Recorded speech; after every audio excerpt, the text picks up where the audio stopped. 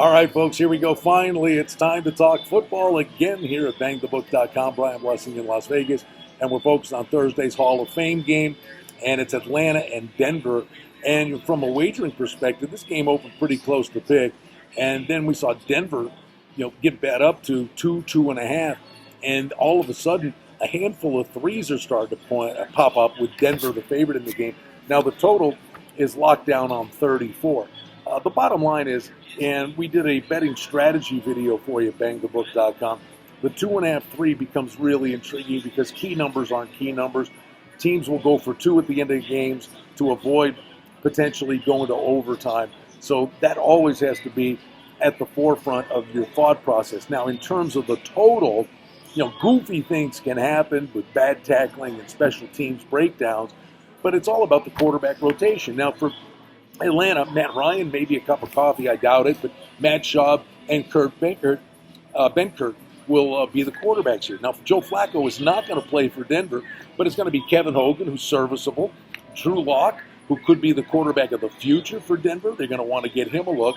But then the interesting one, at the end of the day, if you're talking about the side, the handicap probably becomes, at the end of the game, Brett Rypien, the Boise State quarterback, going against Kurt Benkert. So Denver, from a quarterback rotation aspect, you would say probably has a bit of an edge here.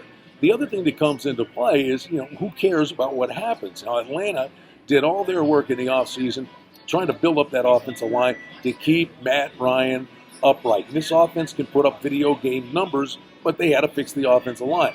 So the offensive line may play a little more than normal, and for them that extra game could be advantageous because it takes a long time for offensive lines to come together.